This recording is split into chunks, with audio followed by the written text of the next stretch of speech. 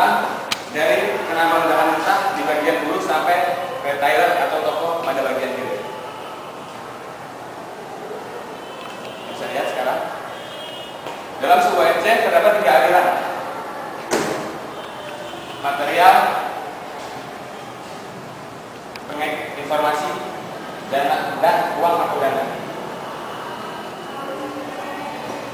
Sejak tahun 1980 telah dikembangkan istilah manajemen rantai pasok, supply chain management atau SCM.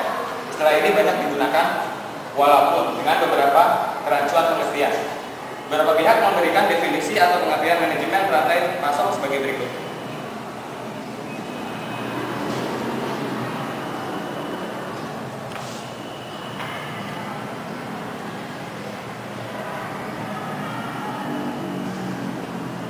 Menurut Lambert pada tahun 1998 menyatakan bahwa SCM merupakan integrasi atas proses-proses bisnis dan pengguna akhir melalui pasokan awal. Menurut Cincy Levy tahun 2002, SCM adalah suatu kumpulan pendekatan yang digunakan untuk mengintegrasi secara efisien antara pemasok, perusahaan manufaktur, pergudangan, dan toko, sehingga barang diproduksi dan didistribusikan pada kuantitas, lokasi, dan waktu yang benar untuk meminimkan biaya-biaya pada kondisi yang memuaskan. Menurut Empire pada tahun 1999, SCM merupakan integrasi atas kegiatan-kegiatan dalam suatu rantai pasok dengan hubungan yang diperbaiki untuk mencapai suatu keunggulan bersaing yang berkelanjutan. Terakhir, Chopra dan May pada tahun 2001 berpendapat bahwa SCM mencakup manajemen atas aliran-aliran di antara tingkatan dalam suatu rantai pasok untuk memaksimumkan keuntungan total.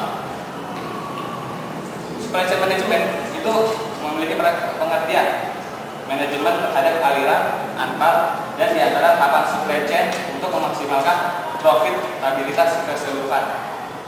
Kegiatan yang melibatkan koordinasi pengelolaan bahan baku atau material, informasi bisnis, dan arus keuangan dalam hubungan bisnis antar organisasi.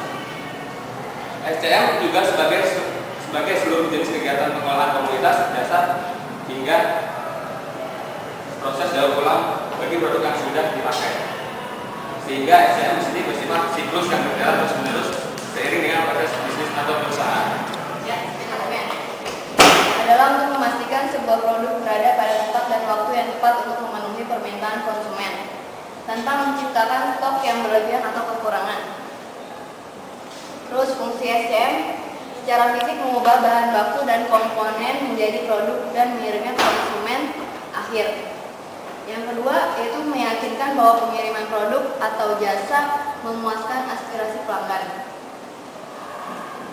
Area cakupannya yaitu apabila mengacu pada sebuah perusahaan manufaktur, kegiatan-kegiatan utama yang masuk dalam klasifikasi SCM adalah yang pertama adalah kegiatan merancang produk baru atau produk development. Yang kedua, kegiatan mendapatkan bahan baku atau procurement. Yang ketiga, kegiatan merencanakan produksi dan persediaan atau planning and control. Yang keempat, kegiatan melakukan produksi atau production. Yang kelima, kegiatan melakukan pengiriman atau distribution.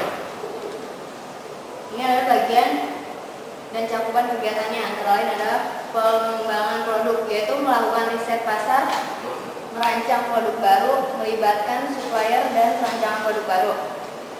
Terus bagian pengadaan yaitu menjadi supplier, mengevaluasi kinerja supplier, melakukan pembelian bahan baku dan komponen, memonitor supplier risk, membina dan memelihara hubungan dengan supplier.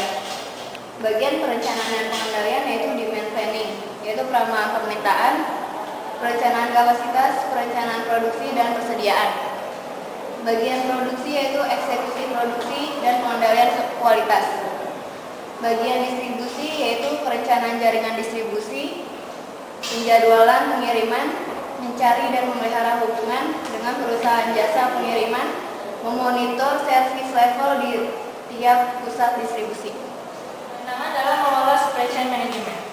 Kompleksitas struktur supply chain.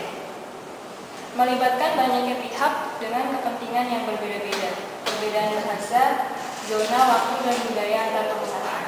Adanya kompleksitas yang melibatkan antara perusahaan maupun ekstra perusahaan, contohnya adalah antara bagian marketing dengan produksi, yaitu marketing seringkali membuat kesepakatan dengan pelanggan tanpa mengecek secara baik kemampuan produksi. Perubahan jadwal produksi secara tiba-tiba karena marketing menyepakati perubahan order dengan pelanggan. Yang kedua adalah ketidakpastian. Ketidakpastian permintaan. Yang kedua, ketidakpastian permintaan, ketidakpastian pasokan atau lead time pengiriman. Yang ketiga, ketidakpastian internal kerusakan mesin, kinerja mesin yang tidak sempurna. Ketidakpastian menimbulkan ketidakpercayaan diri terhadap rencana yang dibuat. Sebagai akibatnya, perusahaan sering menciptakan pengamanan di sepanjang supply chain. Pengamanan ini bisa berupaya safety stock, safety time, atau kapasitas produksi maupun transportasi. Peran teknologi internet. Aplikasi internet dalam konteks supply chain management yaitu terdiri dari dua, yaitu electronic procurement atau e-procurement, yang kedua electronic fulfillment atau e-fulfillment.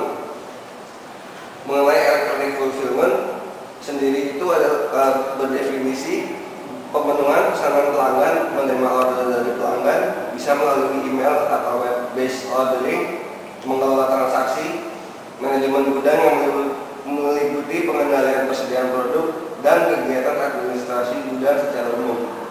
Komunikasi dengan pelanggan untuk memberikan informasi status pesanan, dukungan teknis dan sebagainya. Kegiatan reserve logistik yang berupa pengembalian produk ke bagian supply chain akibat pengembalian dari pelanggan. Kemudian yang kedua yaitu electronic procurement atau adalah salah satu model pengadaan yang mendukung hubungan jangka pendek adalah e-auction, yaitu suatu aplikasi untuk mendukung kegiatan lelang yang dilakukan secara elektronik. Pada model ini, pembeli bisa mengundang beberapa calon supplier untuk menawarkan harga atas produk dengan spesifikasi dan jumlah tertentu dalam waktu yang telah ditentukan pula. Supplier dengan harga rendah yang akan dianggap menang. Proses lelang ini dilakukan dengan media internet. 1. Contoh kasus aplikasi penggunaan teknologi informasi SCM pada perusahaan. Penggunaan teknologi informasi dapat dilihat pada PT Amar Diesel Indonesia yang telah menerapkan sistem teknologi informasi MRP2 untuk menyelenggarakan kegiatan proses produksinya. PT Amar Diesel Indonesia atau biasa disebut dengan Yadin, ini merupakan pabrik manufaktur perakitan mesin diesel untuk aplikasi pertanian, industri, dan kelautan yang mempunyai kapasitas produksi 40.000 unit engine yang dihasilkan. Secara umum, proses pendistribusian komponen-komponen, terutama komponen lokal mesin diesel, adalah komponen yang meliputi raw material, submaterial, dan finish good material akan dikirim oleh supplier ke Yadin berdasarkan schedule yang ditetapkan oleh Yadin. Komponen-komponen tersebut sebelum diproses AC maupun matching akan terlebih dahulu dicek secara random oleh divisi quality control bagian incoming inspection. Apabila komponen yang dicek oleh quality control presentasinya lebih dari 10% dari total komponen yang dikirim oleh supplier, maka komponen tersebut dapat disimpulkan oleh semua komponen yang telah lolos cek visual maupun dimensi oleh quality control berdasarkan standar yang telah ditetapkan oleh Yadin, maka akan diambil oleh divisi warehouse untuk disimpan secara baik dan aman untuk diteruskan ke divisi produksi yang meliputi assembling, painting, dan machining.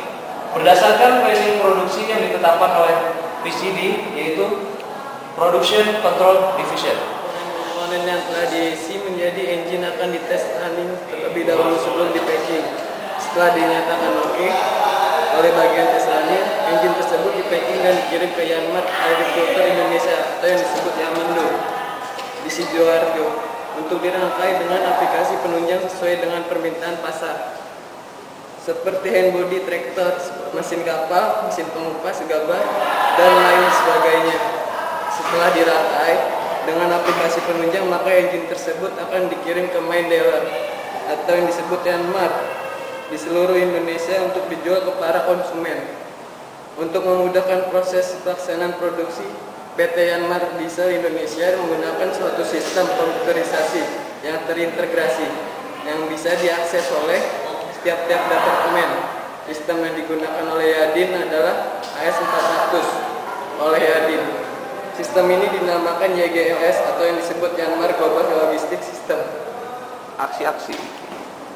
PT Yanmar Diesel Indonesia telah menerapkan sistem supply chain management dan menggunakan sistem komputerisasi yang terintegrasi, yaitu sistem AS400 yang dinamakan Yanmar Global Logistics System, dengan fungsi mengakses berbagai informasi berkaitan dengan beberapa komponen menu-menu utama, yaitu pertama, menu order penjualan, menu pembelian dan penerimaan, menu pengiriman produk, menu pengiriman komponen, menu perencanaan produksi, menu pembelian material, menu manufaktur, menu distribusi material ke unit produksi, menu pengaturan penyimpanan materi di gudang, menu harga-harga, menu perhitungan kembali stok material, dan menu master seluruh produksi.